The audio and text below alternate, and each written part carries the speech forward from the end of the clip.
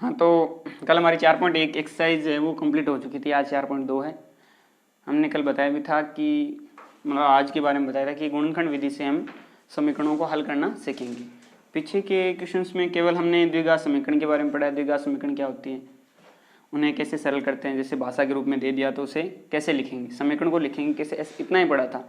लेकिन अब हमें अक्स के मान निकालने हैं। यहाँ पे जैसे अक्स स्क्वायर है तो यहाँ पे अक्स के मान निकालने, मूल ज्ञात करने। अगर यदि घात है, जितने घात है उतने ही उसके मान निकलेंगे। जैसे कि ये द्विघात है तो यहाँ पर अक्स के कितने मान निकलने हैं, 2 मान निकलने वाले, ठीक है। और अगर यदि मान लो यही समीकरण 3 घात का होता, हालांकि 3 घात का हम पढ़ेंगे नहीं, लेकिन बता रहे हैं कि अगर यदि 3 घात का समीकरण होता तो उसके 3 हल निकलेंगे। और अगर यदि केवल अक्स घात का यानी कि 1 घात का समीकरण है तो उसके लिए केवल अक्स का एक ही मान निकलेगा। तो अब हमें ध्यान रखना है कि हमारे जितने भी मान आएंगे वो 2 मान आएंगे। सारे जो गुणनखंड विधि से हम द्विघात समीकरणों को हल करेंगे उन सभी में अक्स के 2 मान आने वाले, जो भी आए 2 मान आएंगे। तो सबसे पहले हम सोल्व करना स्टार्ट करते हैं। तो कुछ कॉमन बातें हैं गुणनखंड विधि के लिए, वो हमें याद रखनी है पहले से। क्या क्या होता है, तरीका क्या होता है, क्या नहीं होता, वो तरीका देख लेते हैं।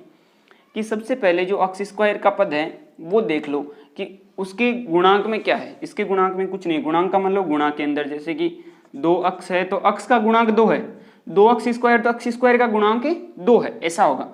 तो अब अक्स का गुणांक इसमें कुछ नहीं है तो चलो ठीक है, इसमें तो कुछ नहीं। तो हमें यहाँ पे जो अक्स का गुणांक है वो और अचर पद है सी, इन दोनों का मल्टीप्लाई देखना है। तो यहाँ पे तो इन दोनों का मल्टीप्लाई -10 ही होगा, चिन्ह समेत, चिन्ह साथ में देखना है। तो ये माइनस और ये प्लस, इन दोनों का मल्टीप्लाई किस में होगा, माइनस में ही होगा, ये -10 आएंगे। अब हमें क्या करना है, इस -3x को इस तरीके से तोड़ना है कि मल्टीप्लाई करें तो क्या आना चाहिए, 10 आना चाहिए, और वापस सरल करें तो फिर वापस सरल करें तो उस वक्त -3 आने चाहिए। तो इसके लिए हमें देखना है 3 को, भाई ऐसे सोचो, दिमाग में लगाओ, दिमाग लगाओ कि भाई कैसे इसी 3 को, इस -3 को ऐसे कैसे तोड़ें कि मल्टीप्लाई करने पे 10 आ जाए, वापस सरल करने पे 3 आए।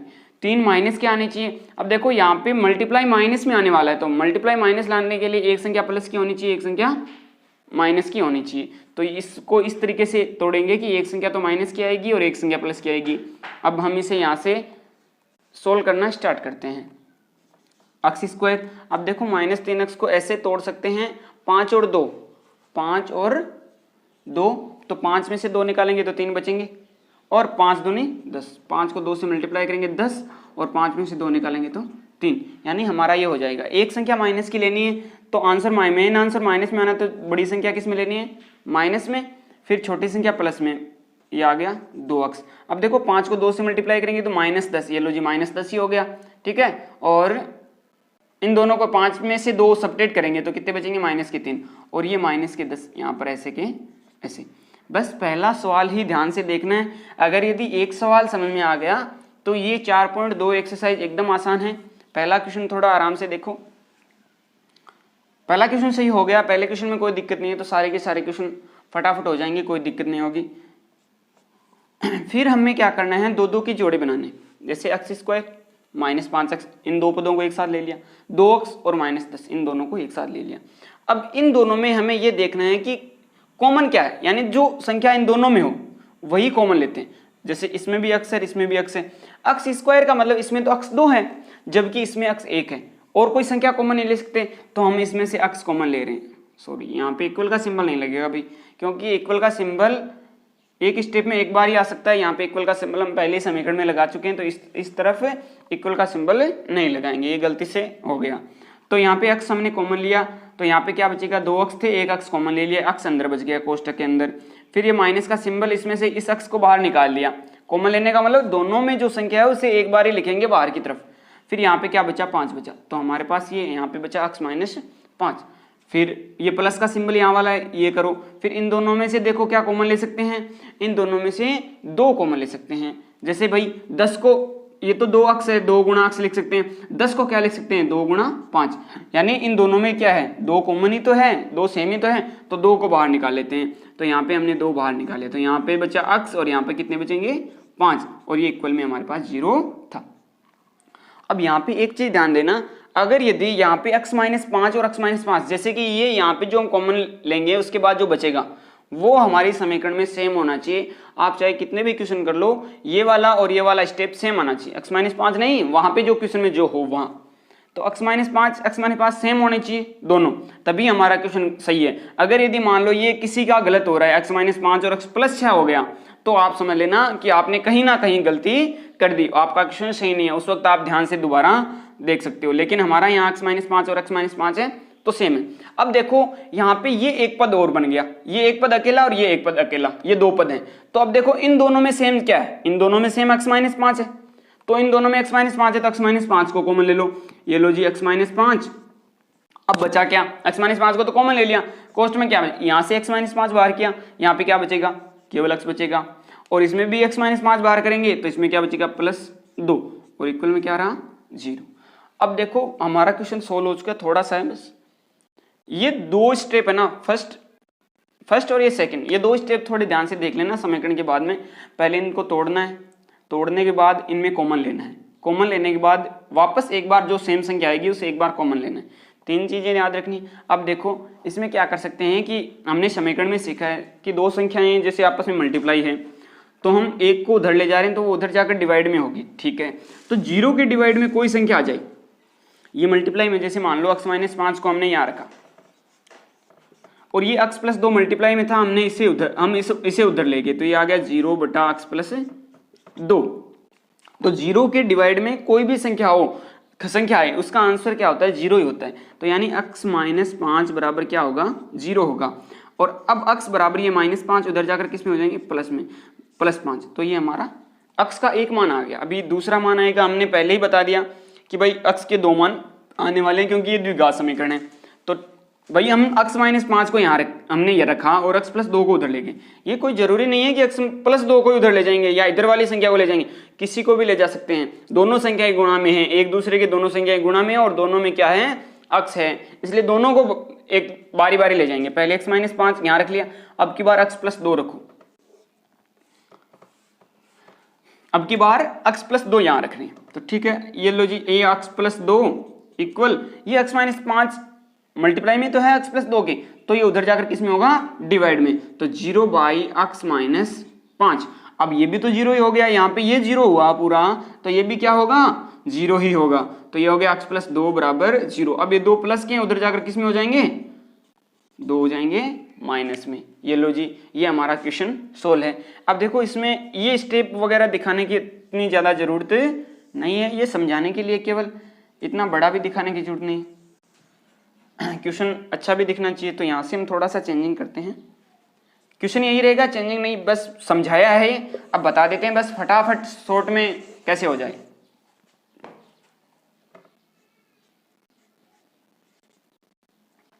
अब इसमें हम ऐसा करते हैं, केवल ये x-5 को रखो सीधा शॉर्ट में, x-5 इक्वल 0।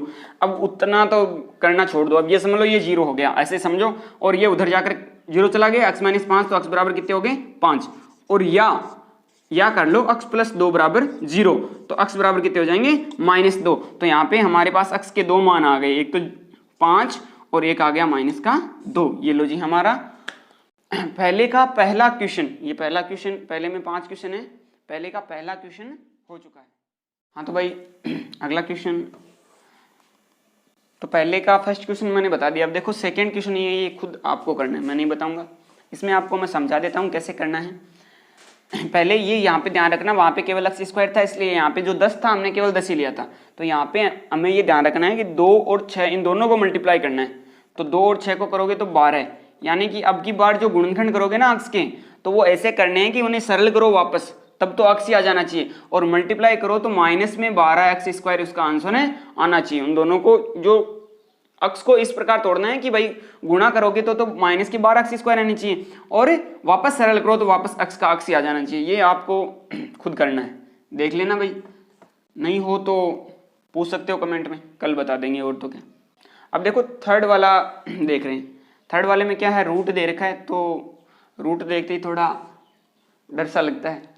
चलो ठीक है, रूट 2x² + 7x + 5 रूट 2, हमें कुछ नहीं करना, इक्वल में 0 है।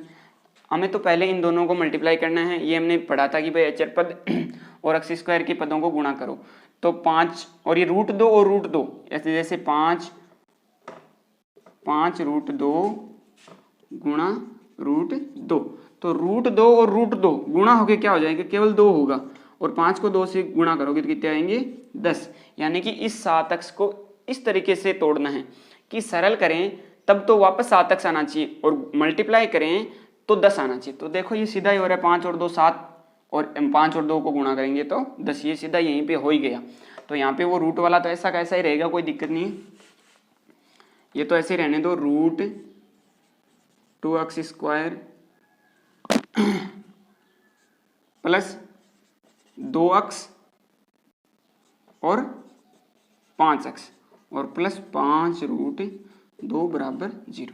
अब देखो इन दोनों में से क्या कॉमन ले सकते हैं, इन दोनों में से एक तो x कॉमन ले सकते हैं, एक और लेंगे, एक और क्या लेंगे भाई, देखो 2 है, वहां पे हमने जैसे अभी थोड़ी देर पहले किया था √2 मल्टीप्लाई √2 किया था, उसे हमने 2 लिखा था, 5 के गुणा में 2 करके 10 किया था, तो हमने 2 को √2 गुणा √2 तो लिखा, तो यहाँ पे भी 2 को √2 गुणा √2 लिख दो, और इस 2 को √2 गुणा √2 लिख दिया। अब √2 एक तो ये है और एक इसमें से ले लेंगे, तो इस 2 का तो एक √2 यहाँ बचेगा इस जगह पे, और यहाँ पे ये चला जाएगा, तो ये तो आ गया √2x। यहाँ पे क्या बचा, √2 बाहर निकाल लिया, एक x बाहर निकाला तो केवल एक x बचा, प्लस यहाँ पे x बाहर निकाल लिया और एक √2 निकाल लिया, यानी यहाँ पे √2 2 बार थे, √2 गुणा √2, एक को बाहर निकाल लिया तो यहाँ पे क्या बचा, केवल एक ही √2 बचा, प्लस अब देखो इन दोनों में तो दिख ही रहा है 5 ही कॉमन लेना है, तो यहाँ क्या बचेगा x प्लस √2। देखो ये वही बात आ गई, x प्लस √2 सेम है ना, तब हमारा क्वेश्चन क्या है, सही है, हमारा क्वेश्चन गलत नहीं होगा, ये ध्यान रखना। अब वापस कॉमन लेंगे x प्लस √2 को, तो ये आ गया x प्लस √2, और अब बचा क्या, ये √2x और प्लस 5 ये बचे बराबर 0। ये लो जी, ये इतना हो गया। अब देखो यहाँ से इसके आंसर आएंगे मेन, जैसे इसको उधर ले जाएंगे तो ये बचेगा, वो 0 हो गया, तो यहाँ पे क्या बचेगा, √2x प्लस 5 बराबर 0, तो ये 5 उधर जाएंगे, √2x बराबर 5 उधर जाकर माइनस में हो गए, और ये √2 मल्टीप्लाई में उधर जाकर डिवाइड में, तो -5 बटा √2, और अब इसको उधर ले जाएंगे तो ये बचेगा, तो ये रहा x प्लस √2 बराबर 0, तो x बराबर कितने हो जाएंगे, उधर जाकर -√2। ये लो जी, ये तय होगा, यहाँ जी हो गया। हाँ तो इस पहले क्वेश्चन के 2 क्वेश्चन कर लिए, एक छोड़ा है मैंने सेकंड वाला, वो आपको करना है, तीसरा करवा दिया, पहला करवा दिया, ये चौथा है। चौथे में देखो ज़्यादा दिक्कत नहीं है, केवल 1/8 है, ये थोड़ा अलग है ना, इस 1/8 को सोल्व करते हैं, बाकी क्वेश्चन वैसा का वैसा ही हो जाएगा ऑटोमेटिक। तो अब देखो इससे 8 को हटाना है, तो 8 को हटाने के लिए क्या करते हैं, इस पूरे समीकरण को 8 से मल्टीप्लाई करेंगे, इसे भी 8 से ये भी 8 से मल्टीप्लाई होगा, ये भी होगा, ये भी होगा और ये भी होगा, तो सीधा इसे 8 से मल्टीप्लाई करते हैं, तो ये 8 दूनी 16 है, 16x², ये हो गया -8x, प्लस अब देखो इसको ऊपर 8 से मल्टीप्लाई करेंगे, जैसे 8/8 होगा, 8 को 1 से मल्टीप्लाई करेंगे तो 8 और 8/8, 8 से 8 कट होकर क्या बचेगा, यहाँ पे 1 बचेगा, यानी मैं यहाँ पे सीधा क्या लिख सकता हूँ, 1 लिख सकता हूँ, 1 = 0। अब देखो मैथ में क्या अलग अलग तरीके होते हैं, इसे ऐसे ना करके, मैंने जैसे सीधा मल्टीप्लाई करके बताया, तो ऐसे ना करके अलग तरीका कैसे करें, कोई आपको ये बता देगा कि भाई इनका क्या करो, एलसीएम लो, इसके नीचे कुछ नहीं है, 1 है, इसके नीचे भी 1 है, इनका एलसीएम लो, तो एलसीएम क्या आएगा, 8 ही आएगा।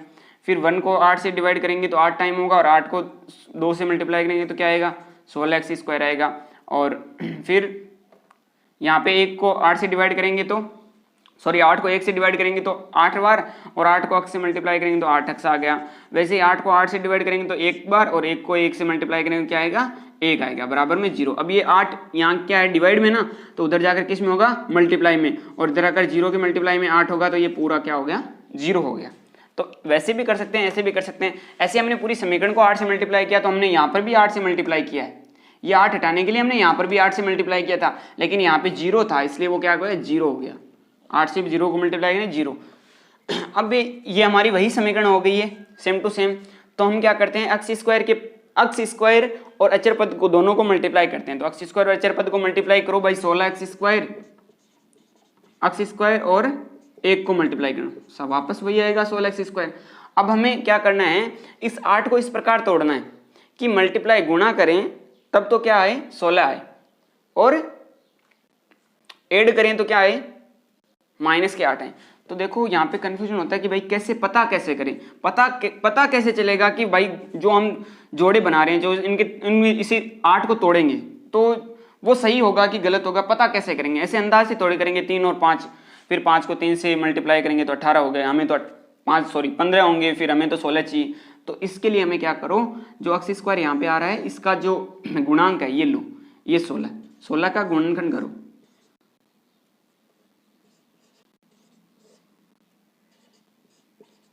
ये लो जी, ये गुणनखंड हो गया, गुणनखंड लास्ट में 1 आता है, ये लो जी 1 कर दिया।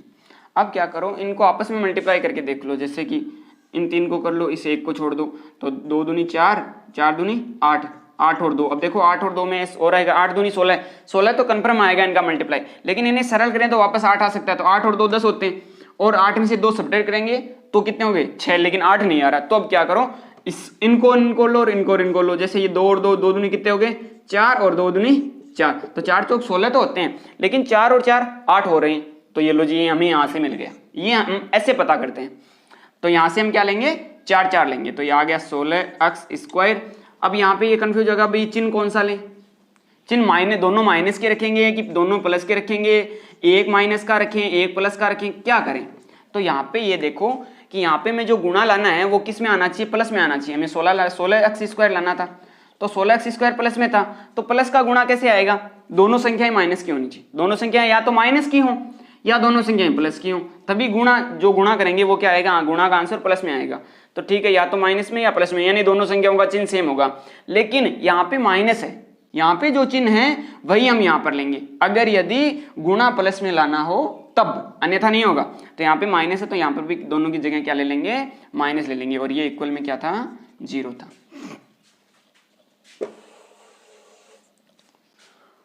अब देखो वापस कॉमन लेते हैं, इन दोनों में से क्या कॉमन ले सकते हैं, 4x कॉमन ले सकते हैं, ये 4x, तो यहाँ पे क्या बचा 4, और यहाँ पे क्या बचा x, और इसमें से 4x कॉमन ले लिया तो क्या बचा 1, उस संख्या को ही वहां से कॉमन ले लेते हैं तो वहां पर 1 बचता है, ना कि 0। बहुत बार कंफ्यूजन में हम क्या कर देते हैं, भाई 4x तो बाहर निकाले, यहाँ पे क्या बचेगा 0, नहीं 0 नहीं बचेगा, यहाँ पे 1 बचेगा, ये ध्यान रखना कॉमन लेने में। अब यहाँ पे हम क्या कॉमन लेंगे भाई, अब हमें तो पता है कि ये 4x - 1 ही आना चाहिए, लेकिन यहाँ पे क्या है 4x + 1 है, तो अब इसमें से कॉमन क्या लें, तो इसमें से -1 कॉमन लो, ताकि हमारा वही क्वेश्चन, यहाँ से माइनस निकाल लिया तो यहाँ पे क्या आएगा प्लस आएगा, यानी कि माइनस का चिन्ह कॉमन लेते चिन्ह उल्टे हो जाएंगे, माइनस का था वहां पे प्लस के, प्लस का था वहां पे माइनस का, तो ये आ गया 4x और ये आ गया -1, और ये इक्वल में क्या रहेगा 0। अब देखो हमारा ये दोनों पद वापस सेम है, यही हमने सीखा था कि दोनों पद क्या होने चाहिए, सेम होने चाहिए।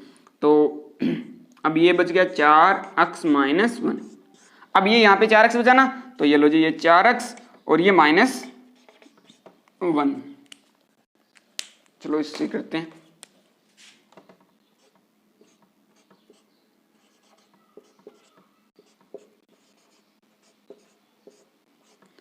और इक्वल में क्या रखा था 0।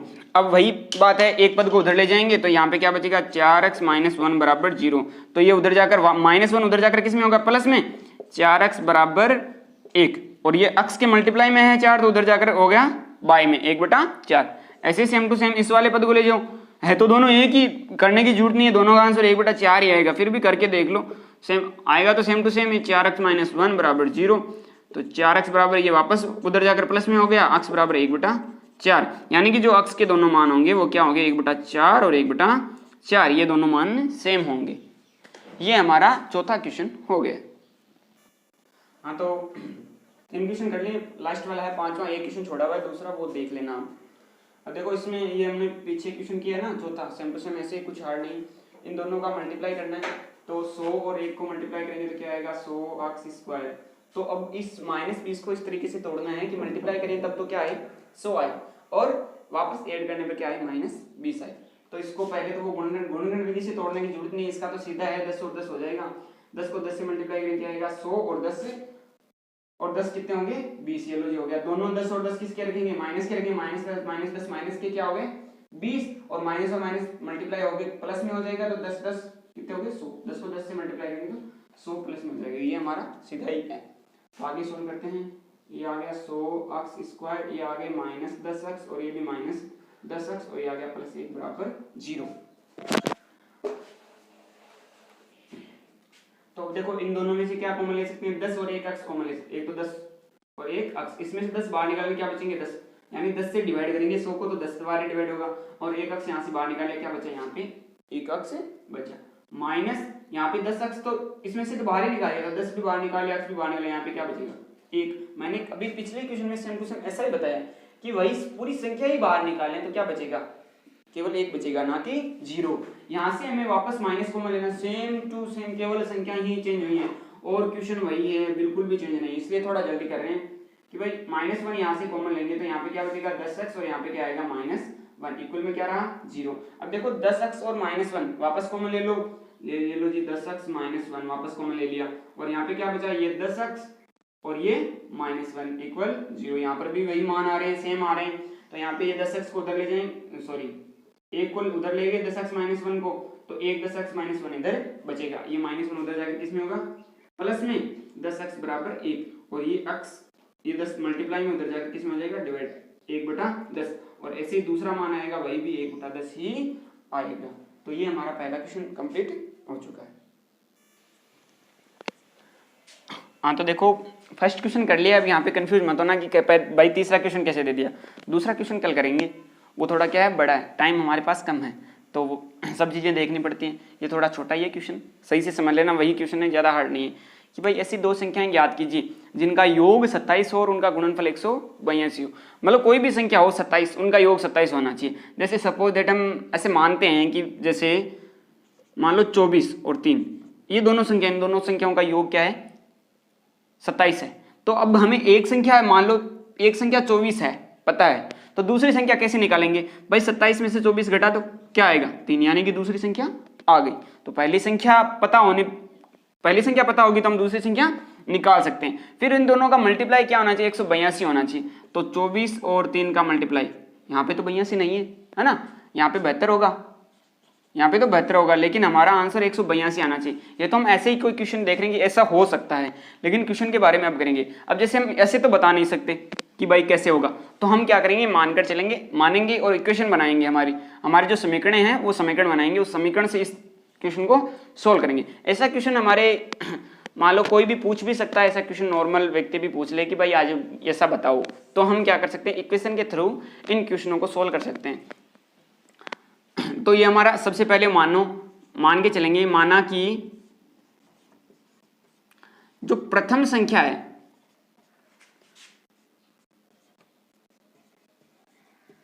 माना प्रथम संख्या अक्स है। भाई अभी बताया था कि जैसे मान लो पहली संख्या 24 थी तो दूसरी निकालेंगे तो 27 में से 24 घटा दिए तो 3, यानी कि दूसरी संख्या आ गई। ऐसी पहली संख्या हमारे पास है तो दूसरी की संख्या क्या होगी 27 में से x को घटाएंगे तो हमारे पास दूसरी संख्या उपलब्ध होगी। तो दूसरी संख्या अतः दूसरी संख्या क्या होगी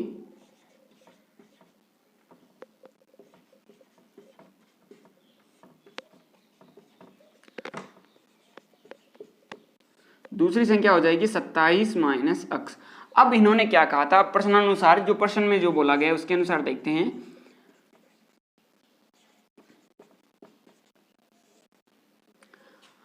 इन दोनों का मल्टीप्लाई क्या गुणनफल 182, तो अब इन दोनों को गुणा करो बस हमारा आंसर आ जाएगा x multiply 27 minus x, 27 minus x बराबर क्या आना चाहिए 182 आना चाहिए। ये लो जी, ये हमारी इक्वेशन बन गई। अब इक्वेशन इसे सोल्व करो, x को अंदर क्या करेंगे मल्टीप्लाई करेंगे, तो x को 27 से मल्टीप्लाई करेंगे 27x, x को x से मल्टीप्लाई करेंगे माइनस x स्क्वायर, और ये इधर 182 ऐसे कैसे ही है। अब जो 182 इधर आकर माइनस क्या होंगे, अब ऐसा करो, हाँ चलो ठीक है ऐसे ही करते हैं एक बार, इस माइनस x स्क्वायर को पहले लिखेंगे क्योंकि हमारे जो समीकरण है द्विघात समीकरण उसका फॉर्मेट क्या है ax square plus bx plus c. ये मैं बार बार बता रहा हूँ, एक बार नहीं बार बार बता रहा हूँ, ये ध्यान रखना। इसका मतलब ये है कि एक्स स्क्वायर का पद पहले लेंगे और x का पद बाद में, और बाद में अचर पद को लिखेंगे। उधर हमें जीरो ही रखना है, यानी इस 182 को हम उधर नहीं रख सकते। हाँ बाद में ये जाएगा उधर, लेकिन हमें समीकरण के तरीके के अनुसार हमें पहले 182 क्या करना होगा, इधर लाना ही होगा। तो पहले एक्स स्क्वायर का पद आ गया, फिर प्लस 27x, चिन्ह साथ में रखना है, माइनस एक्स स्क्वायर है ना तो माइनस, और यहाँ पे 27x। अब ये 182 इधर आकर किस में होंगे, माइनस में, प्लस के थे माइनस के हो गए बराबर 0। अब भाई हमने तो हमारी वो समीकरण तो हो गई सेम टू सेम, ये x square plus b x plus c, लेकिन हमने तो कभी ऐसा क्वेश्चन सोल्व ही नहीं किया कि भाई शुरुआत में माइनस हो ऐसा। तो चलो ठीक है, इसे थोड़ा आसान करते हैं। आसान करने के लिए क्या करो, पूरे समीकरण के चिन्ह चेंज कर देते हैं, या पक्षांतरण कर लो, चाहे एक ही बात है, पक्षांतरण करने पर भी यही होगा और चिन्ह चेंज करने पर। पूरे चिन्ह चेंज करते हैं तो यहाँ पे क्या आएगा, प्लस, यानी जहां पर प्लस है वहां पे माइनस करो, जहां पे माइनस है वहां पे प्लस करो। तो यहाँ पे क्या आ जाएगा, माइनस 27x, और यहाँ पे प्लस हो गया ना, प्लस 182 बराबर 0। अब हमारी समीकरण ये वैसी की वैसी ही है। अब हम इस समीकरण को सरल कर लेंगे आराम से। तो भाई अब इस 27 को ऐसे तोड़ना है कि भाई मल्टीप्लाई करें तब तो क्या आए, 182 आए, और वापस ऐड करें तो माइनस के 27 है, यानी कि यहाँ पे प्लस की संख्या लानी है। तो प्लस की संख्या लाने के लिए क्या करना चाहिए, दोनों संख्याएं माइनस की होनी चाहिए। ठीक है, दोनों संख्याएं किसकी होंगी, या तो माइनस की या प्लस की। तो माइनस की होंगी, क्यों, क्योंकि यहाँ पर संख्या क्या है, माइनस की। ये तो माइनस प्लस की बात थी। अब हम अब बता करेंगे भाई वो गुण होंगे कौन से। तो 182 के क्या करते हैं, गुणनखंड करते हैं। 182 के गुणनखंड करोगे तो 2 से क्या आएगा, 9 1 91, और 91 किससे हो सकता है, 7 से 1 टाइम, और ये 2 3 13, और ये आगे 13। अब देखो इनका मल्टीप्लाई तो ये 182 होगा, लेकिन ऐड करने या फिर मल्टीप्लाई करने जो भी हो, दोनों संख्याएं कैसे भी ऐड या सब्ट्रैक्ट करने पे क्या आना चाहिए, 27 आना चाहिए। तो 13 जैसे 13 संति 91 में से 2 करेंगे, 91 में से 2 घटाओ या जोड़ो, कुछ भी कर दो, चाहे जोड़ दो चाहे घटा दो, लेकिन 27 का कहीं आसपास भी नहीं है 27, तो ये तो नहीं होगा। फिर क्या करो, 7 और 2 को साथ मिलो, 7 दूनी 14, 14 और 13 करो, तो 14 और 13 27 हो गए, देख लो 14 और 13 27 हो गए। और इनका मल्टीप्लाई भी क्या आएगा, 182 आएगा। मल्टीप्लाई हमेशा 182 आएगा, इन जो गुणनखंड बनेंगे वो यहाँ पर। तो ठीक है, 14 और 13 दोनों संख्याएं हमने पढ़ा था कि हमने पहले बताया कि दोनों संख्याएं माइनस की होंगी, तभी तो ये जो चिन्ह है वो प्लस में आएगा। तो एक्स स्क्वायर माइनस 13x और माइनस 14x और प्लस 182 इक्वल में क्या रहा, 0।